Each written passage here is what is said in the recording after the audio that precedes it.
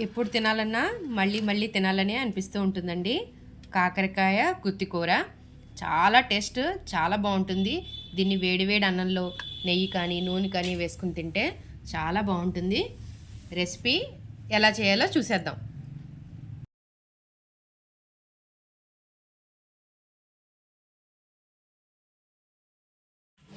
అందరికీ హాయ్ అండి, welcome to my channel.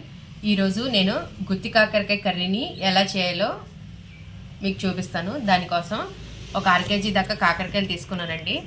ఈ సైజులో ఉండాలి. ఒకవేళ బాగా పెద్దగా ఉంటే కనుక సగానికి కట్ చేసి చేసుకోవచ్చు. ఫస్ట్ దీనికి ఏం చేయాలంటే దీనిపైన ఇలాగా ఉంటుంది కదా, దాన్ని క్లీన్ చేసేసుకోవాలి. ఇలా ఒకసారి గీరేసుకోవాలి. ఇలాగా మొత్తం అన్నీ చక్కగా తీసేసుకున్నాక ఇప్పుడు దీనిలోకి మధ్యలోకి ఇలా ఘాటు పెట్టుకోవాలండి.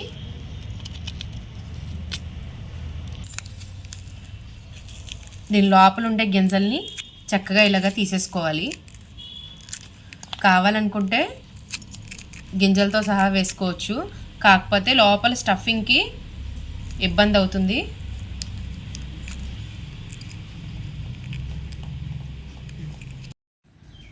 చూసారు కదండి, మనం ఇలాగా లోపలది అనేది గింజ తీసేసుకున్న తర్వాత ఇప్పుడు దీనిలోకి కొద్దిగా పసుపు, అలాగే కొంచెం ఉప్పు వేస్తున్నాను. వేసేసి ఇవన్నీ మొత్తాన్ని చక్కగా కాకరకాయలని ఇలా కలిపేసుకోవాలి.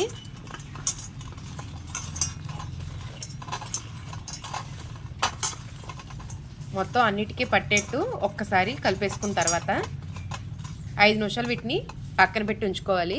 ఎందుకంటే ఉప్పు వేసాం కాబట్టి కాకరకాయలోంచి లోపల నీరు వస్తుంది, అలాగే చేదు కూడా లేకుండా ఉంటుంది. ఈలోపు మసాలా ప్రిపేర్ చేసుకుందాం.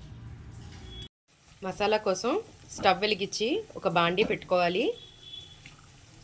దానికోసం ఒక 1/4 కప్పు దాకా వేరుశనగ గుళ్ళని వేయించుకోవాలి. లో ఫ్లేమ్లోనే వేయించుకోవాలి. చూసారు కదండి, ఇలా ఫ్రై అయిన తర్వాత దీనిలోకి కొబ్బరి 1/2 కప్పు దాకా పట్టిందండి. కొబ్బరి కూడా వేసి ఒకసారి ఫ్రై చేసుకోవాలి. ఏదైనా సిమ్లో పెట్టే వేయించుకోవాలి. చూసారు కదండి, కొబ్బరి కూడా ఫ్రై అయింది. దీనిలోకి ఎండుమిర్చి 1/4 కప్పు దాకా వేసుకోవాలి. ఎండుమిర్చి, అలాగే 1 స్పూన్ ధనియాలు, కొంచెం కరివేపాకు,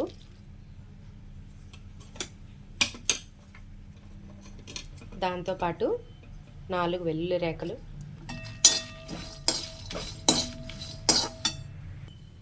కొంచెం జీలకర్ర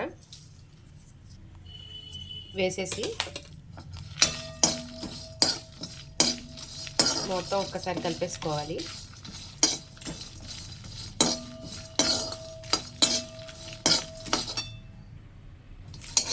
ఇలా ఫ్రై అయిపోయిందంతా ఒక మిక్సీ జార్లోకి తీసుకుని చల్లారాక మిక్సీ పట్టుకోవాలి. ఇప్పుడు స్టవ్ వెలిగించుకొని ఇప్పుడు మనం వేయించిన మసాలా బూర్ల ముక్కడు ఉంది కదా, ఆ పాన్లోనే 2 నుంచి 3 టీ స్పూన్ల దాకా ఆయిల్ వేసుకోవాలి. చూసారు కదండి, కాకరకాయల్లో చూసారా నీరు ఎలా వచ్చేస్తుందో. చక్కగా మనం ఇలా తీసేసుకుని ఒక్కొక్కటి నూనెలో వేసుకోవాలి. ఒకసారి మధ్య మధ్యలో కలుపుకుంటూ ఫ్రై చేసుకోవాలి.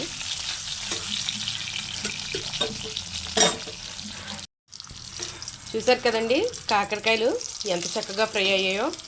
కాకరకాయ అనేది ఎప్పుడైనా బాగా ఫ్రై చేసుకుంటేనే దానిలో టేస్ట్ అనేది బాగుంటుంది.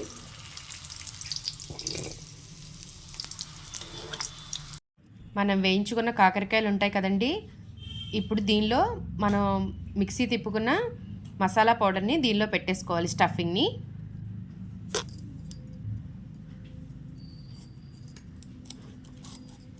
ఈ విధంగా స్టఫ్ చేసుకోవాలి చక్కగా. మనకి ఒకవేళ పొడి మిగిలిన ఇందాక మనం కాకరకాయ కోసం వేయించుకున్నాం కదండి ఆయిల్, నేను అదే ఆయిల్లో చేసేస్తున్నాను. ఒక్కొక్కటిగా చక్కగా వేసేసుకోవాలి దీనిలో మనం.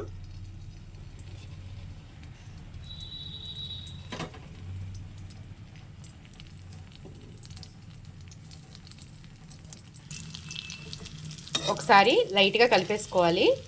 కలిపేసుకుని మీడియం ఫ్లేమ్లో పెట్టుకుని మూత పెట్టుకుని మగ్గించుకోవాలి. అంతేనండి, కాకరకాయ గుత్తికూర ఫ్రై రెడీ అయిపోయింది.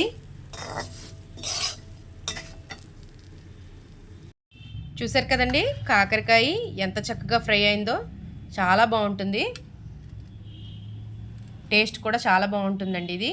ఈ వీడియో నచ్చితే please like, share and subscribe to my channel. మీ ఫ్రెండ్స్ అండ్ ఫ్యామిలీస్ రిలేటివ్స్తో కూడా షేర్ చేయండి. Thank you so much for watching my video.